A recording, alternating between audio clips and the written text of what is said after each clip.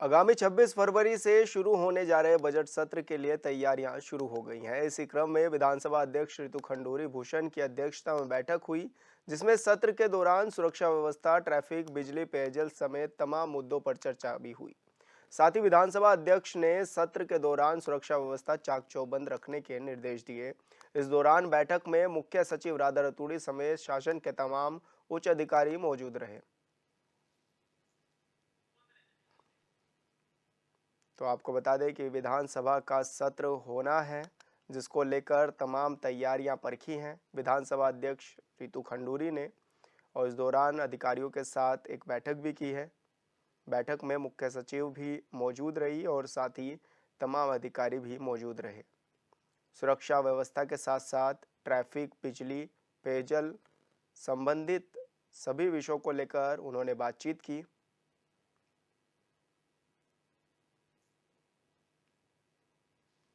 तो विधानसभा का सत्र आहूत होना है, जिसको लेकर तमाम तैयारियां परखती हुई नजर आई विधानसभा अध्यक्ष रितु खंडूरी। सुरक्षा व्यवस्था समेत तमाम मुद्दों पर उन्होंने अधिकारियों से चर्चा भी की और बजट सत्र को लेकर तैयारियां जोरों शोरों से चल रही हैं।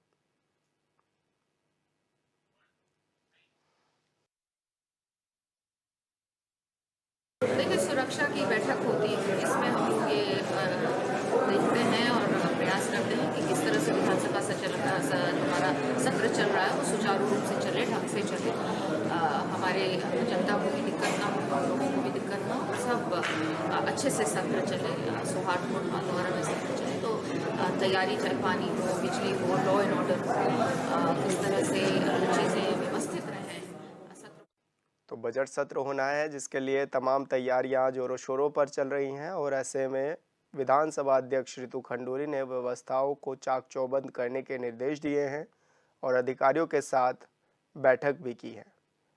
बैठक में तमाम विषयों पर चर्चा भी की गई और इस दौरान बड़े अधिकारी भी मौजूद रहे। बिजली, पानी और ट्रैफिक व्यवस्थाओं को लेकर ये बैठक ली गई, जिसमें इन सभी विषयों पर चर्चा की गई। तो विधानसभा अध्यक्ष ऋतु खंडूरी ने बैठक ली है और बैठक में तमाम विषयों पर चर्चा की गई।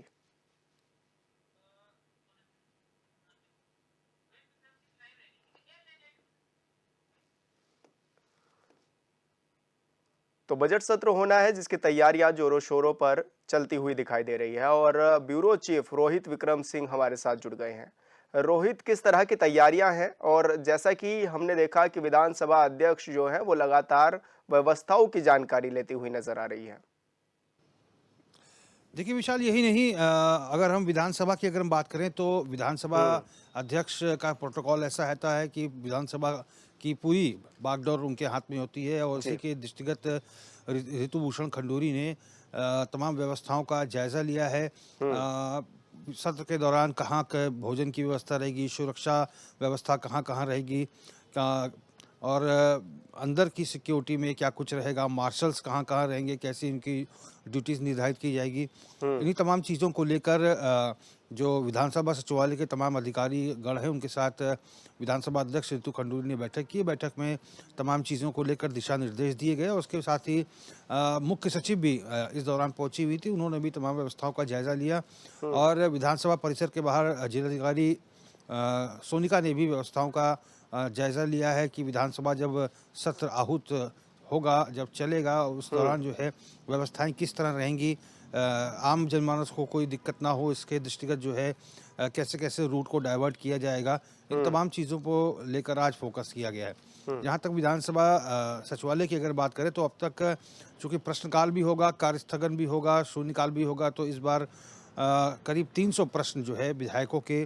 प्राप्त हुए हैं और लगातार जो है अभी भी प्रश्नों को एकत्र करने का जो सिलसिला है वो जारी रहेगा। और इस बार प्रयास यही किया जा रहा है कि अमूमन ये होता था कि जो लोग अधिकृत नहीं हैं वो लोग भी विधानसभा के अंदर प्रवेश करते थे। और बीते सत्र में जो विशेष सत्र हुआ था यूसीसी का, उसमें इस प्रकार की अनियमितताएं पाई गई थी कि जो पासेस लेकर जो व्यक्ति अंदर आ रहे थे उनमें गलत पासेस जो है अपने पास रख कर वो आ रहे थे, और उसमें कई लोगों को विधानसभा परिसर से बाहर भी किया गया। और इस बार जो है व्यवस्था कुछ चाक चौबंद ज़्यादा रहेगी, और जिस व्यक्ति के नाम पर पास रहेगा बाकायदा उसकी आईडी देखी जाएगी, उसके बाद ही उसको विधानसभा परिसर के अंदर प्रवेश करने को मिलेगा। ये तमाम चीज़ें जो सुरक्षा की दृष्टि से रखी गई हैं।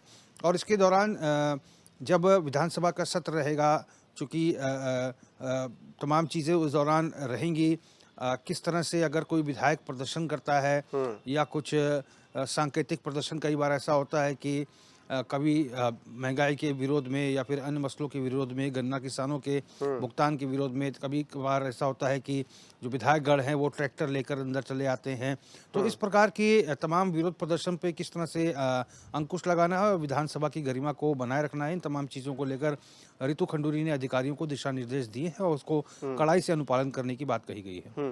अच्छा रोहित, अक्सर ये देखा जाता है कि जब भी विधानसभा सत्र होता है तो ट्रैफिक एक बड़ी समस्या बन जाता है। ऐसे में चाहे वो प्रोटेस्ट के दौरान हो या फिर जब विधायक प्रोटेस्ट कर रहे हो या फिर उनके जो समर्थक हैं वो कई बार विषयों को लेकर के सड़कों पर आते हैं, तो ऐसे में सुरक्षा व्यवस्था तो ठीक है, लेकिन जो सड़क पर लोग चल रहे हैं उनको दिक्कतों का सामना जिनको करना पड़ता है, उसके लिए क्या व्यवस्था की जा रही है?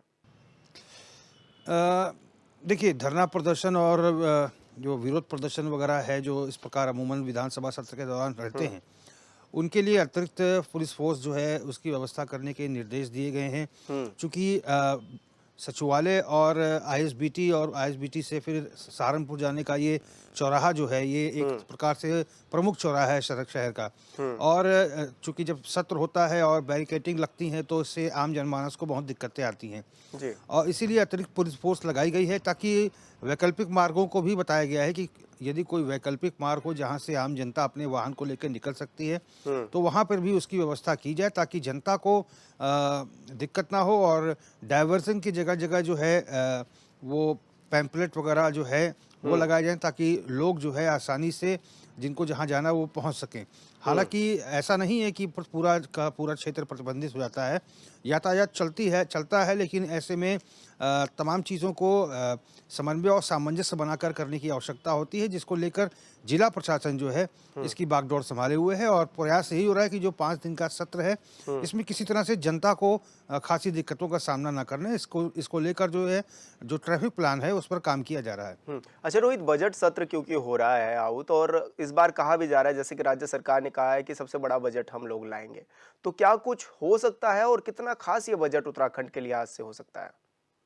देखिए, चुनावी वर्ष है और एक ऐसा बजट है, करीब 85,000 करोड़ से अधिक का बजट है और अब तक का सबसे बड़ा बजट माना जा रहा है। चूँकि बहुत सारी ऐसे फीडबैक जो हैं जो राज्य सरकार को मिले हैं, सरकार ने इस बाबत टोल फ्री नंबर, अपनी ईमेल आईडी और इसके साथ ही व्हाट्सएप जो नंबर है वो भी जनता तक प्रेषित किया था। और समय समय पर मुख्यमंत्री और वित्त मंत्री लगातार प्रबुद्ध जनों से, जनता से, वृद्ध जनों से, महिलाओं से, युवाओं से फीडबैक लेते रहे हैं कि किस प्रकार का बजट वो उत्तराखंड के लिए चाहते हैं। किसानों से फीडबैक लिया जाता रहा है, तो उसी के अनुरूप जो है सरकार ने इस बजट को तैयार किया है। लेकिन अब जब विधानसभा के पटल पर यह बजट रखा जाएगा तो तब देखने को मिलेगा कि क्या क्या किस मद में कितना जो है सरकार ने सबको समाहित करने का प्रयास किया है।